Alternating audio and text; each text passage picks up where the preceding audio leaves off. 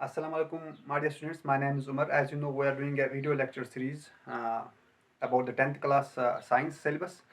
Uh, this topic, female reproductive system, falls under the biology portion. तो आज का हमारा टॉपिक जो फीमेल रिप्रोडक्टिव सिस्टम है, इसमें कुछ हम parts of the female reproductive system के बारे में पढ़ेंगे। तो पहला पार्ट जो है वो है ओवरीज। ओवरीज क्या है?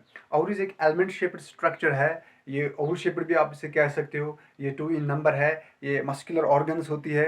ये प्राइमरी सेक्सुअल ऑर्गन होती है इन फीमेल्स, यानी कि यही वो ऑर्गन है जिससे बनता है ओवा और ओम और एग जिसको आप कहते हो। तो मैंने ये देखा है कि जो जो आप डायग्राम में देख सकते हो, यहाँ मैंने I am pointing to this region, they indicate the position of ovaries here. तो they are present in the pelvic और एब्डोमिनल कैविटी, 2 इन नंबर। तो what's the function of this ovaries?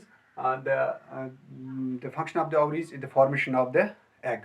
तो होता क्या है, जब भी एक गर्ल चाइल्ड पैदा होती है, उसमें जो ओवरीज होती है, 2 ओवरीज आर देयर। तो उन ओवरीज में large number of under developed eggs पहले से ही प्रेजेंट होते हैं, जिनको हम कहते हैं जो इमेचर या प्राइमरी फॉलिकल्स जिनको हम कहते हैं, वो इमेचर फॉलिकल्स होते हैं।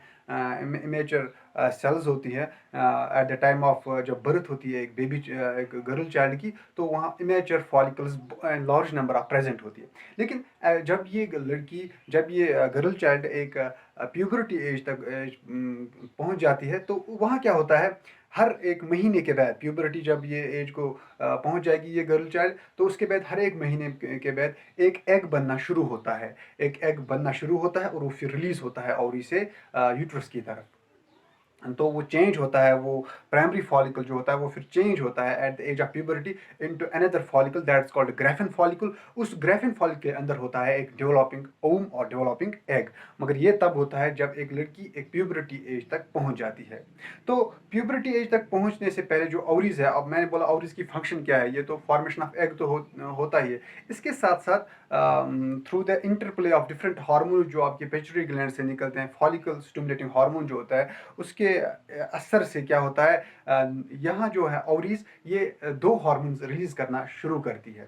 एक का नाम है एस्ट्रोजन और दूसरे का नाम है प्रोजेस्टेरोन। ये एस्ट्रोजन और ये प्रोजेस्टेरोन जो है, यही वो हार्मोन्स है जिससे फीमेल्स में सेकेंडरी सेक्सुअल कैरेक्टर्स की डेवलपमेंट होती है। डेवलपमेंट ऑफ ब्रेस्ट्स होती है, इनकी स्वीटनेस ऑफ वॉइस होती है, या बहुत सारी चेंज होती है बॉडी में। और मैचुरेशन ऑफ एग भी होती है, रिलीज ऑफ एग होती है, वो भी इन हार्मोन्स के अंडर कंट्रोल होता है फिर।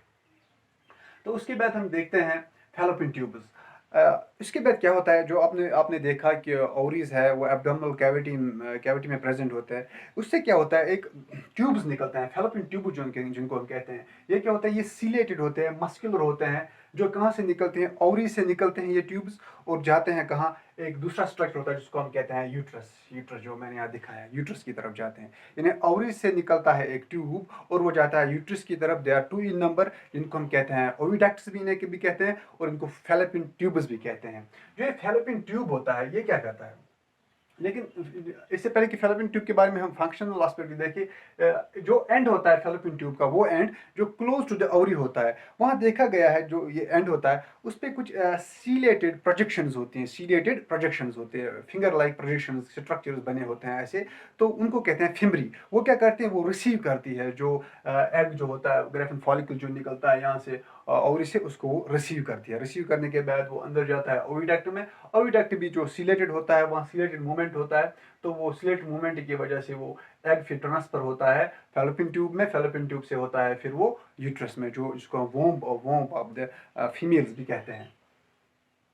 अब ये देखा गया है कि मैंने कहा कि जो एग होगा, जो फैलोपियन ट्यूब है, वो एग की कंडक्शन करता है, एग के लिए एक पैसेज पैदा करता है ताकि वो एग पहुंच जाए यूट्रस में। लेकिन अगर कभी कभी एग फर्टिलाइज हो, यानी कि स्पर्म वहां तक पहुंच जाए, तो वो फर्टिलाइज भी वही होता है फैलोपियन ट्यूब में। वो फैलोपियन ट्यूब 2 काम करता है। एक तो ये एग एग को ऐसे ही पहुंचा देगा यूट्रस में, या अगर वो एग फर्टिलाइज हो गया, जाइगोट बन गया, तो जाइगोट को भी वो फिर ट्रांसफर करता है, पैसेज उसके लिए पैदा करता है और वो पहुंचा देता है यूट्रस में। जो अब पढ़ेंगे हम यूट्रस क्या होता है। ये एक लार्ज साइज्ड है, एक जो भी आप फीमेल रिप्रोडक्टिव सिस्टम के जो पार्ट्स देखते उसमें से लार्जेस्ट पार्ट है यूट्रस है। ये पियर शेप्ड एक ऑर्गन होता है, एक स्ट्रक्चर होता है। ये कहाँ है, रेक्टम और यूरिनरी ब्लैडर के बीच में ही होता है। ये भी पेल्विस गर्डल के लोअर रीजन में ये प्रेजेंट होता है। तो अब इसकी जो यूट्रस या वोम की जो लाइनिंग है, एंडोमीट्रियम कहते हैं या बायोमीट्रियम होती है, वो उसकी लाइनिंग होती है। वो लाइनिंग जो है वो बाद में बहुत सारे फंक्शंस प्ले करती है।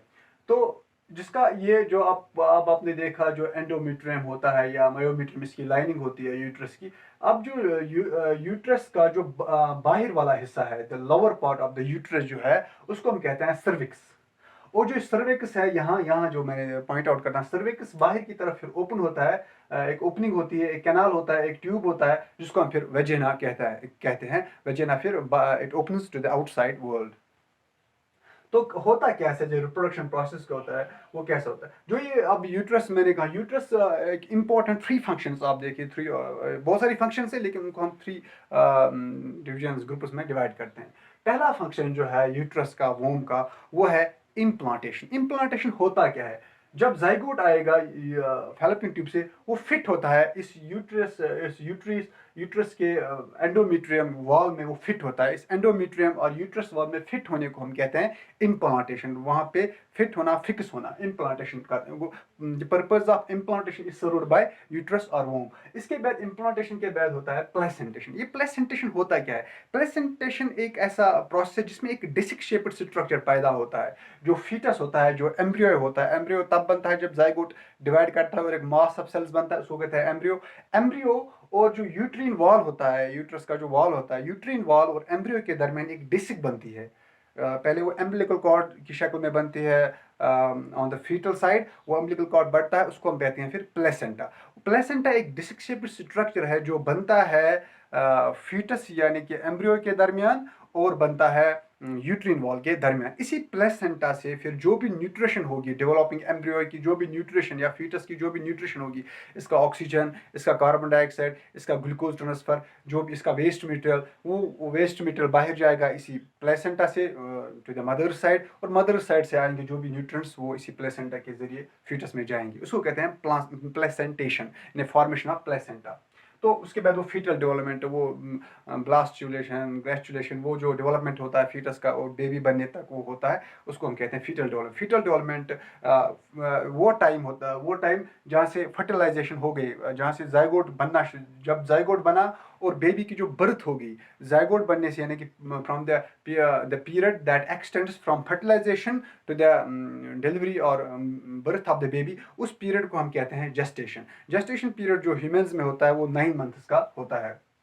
तो अब आप देखते हैं जो वेजिना है, जो ओपनिंग है, जो कैनाल, जो tube which opens to the outside world और which receives the penis from the male, वो रिसीव करते हैं पीनस यानी कि स्पर्म रिसीव करती है फ्रॉम द मेल। तो ये क्या करते हैं, ये तो एक कॉपुलेशन कैनाल शुरू करेगी। Vagina acts as a copulation canal. जब कॉपुलेशन होगी, when male and female will together, the vagina will receive the sperm. और जब वहाँ से बेबी बनना शुरू होगा, बेबी जब निकलेगा बाहर, तो it will act as a birth canal, जो इसी कैनाल यानी कि वेजिना से ही वो आएगा बाहर।